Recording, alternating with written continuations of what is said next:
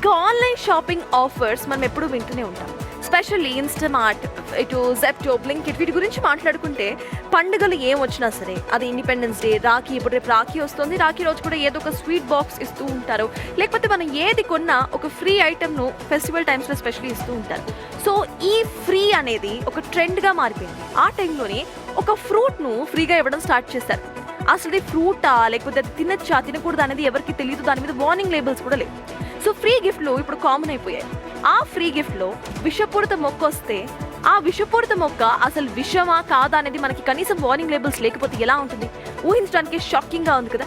విషపూరితమైన ఉమ్మెత్త పండు అంటే దత్తూరా విత్తనాలు ఆన్లైన్లో ఆహారంగా అమ్మేస్తున్నట్టుగా గుర్తించిన కర్ణాటక ఫుడ్ సేఫ్టీ అధికారులు Amazon, Swiggy, Instamart, Big Basket పై సీరియస్ యాక్షన్ తీసుకుంది.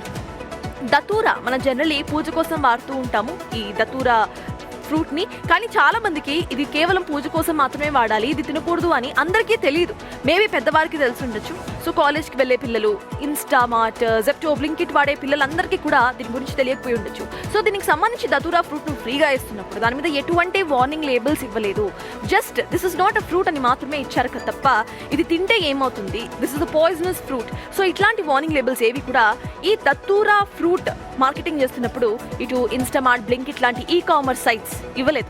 So Karnataka food safety and drugs administration 3 సంస్థలు కలిసి ఈ 3 సంస్థల ఫుడ్ లైసెన్స్లను తదుపరి ఆదేశాలు వచ్చేంత వరకు పూర్తిగా సస్పెండ్ చేసేసింది. అంతేకాకుండా దత్తూరాకు సంబంధించిన అన్ని ఆన్లైన్ లిస్టింగ్స్, ప్రకటనలు వెంటనే తొలగించాలని ఆదేశించింది. ఆహారంగా అమ్మడం, పంపిణీ చేయడం పూర్తిగా ఆపేయాలని స్పష్టం చేసింది.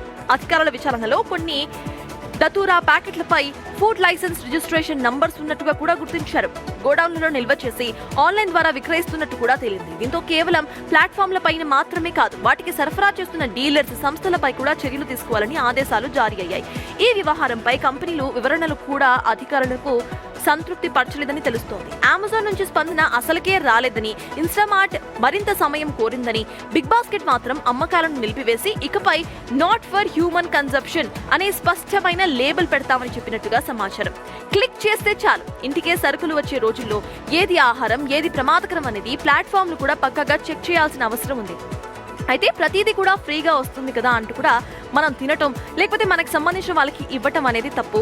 నేను నా పర్సనల్ ఎక్స్పీరియన్స్ చెప్తాను. చాలాసార్లు మనం పెట్ ఫుడ్ ఆర్డర్ చేసుకుంటున్నప్పుడు దాంతోపాటు ఫ్రీ పెట్ ఐటమ్స్ ఇస్తూ ఉంటారు. సో అవన్నీ కూడా ఎక్స్పైర్డ్ ఐటమ్స్. నేను ఒకసారి 2 సార్లు కాదు అనేక సార్లు చూశాను.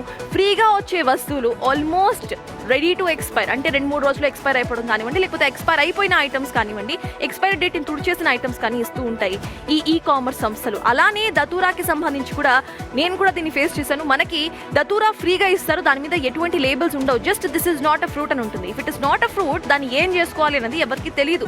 చాలా మంది గూగుల్లో సర్చ్ చేసి ఇది తినచ్చా తినకూడదా ఇంత ఆలోచన ఎవరు చేస్తారు? పిల్లలు ఉంటే దాన్ని టక్కని తీసేసి తింటే ఏమవుతుంది? సో ఇట్లాంటివి అసలు ఫస్ట్ థింగ్ ఎక్కడ అమ్మకూడదు. అమ్మితే ఖచ్చితంగా వార్నింగ్ లేబుల్స్ ఇవ్వాలి. ఫ్రీగా ఇవ్వటం ఏంటి అనేది చాలా మంది క్వశ్చన్ చేశారు. కర్ణాటక ప్రభుత్వం దీని మీద సీరియస్గా యాక్షన్ తీసుకుంది.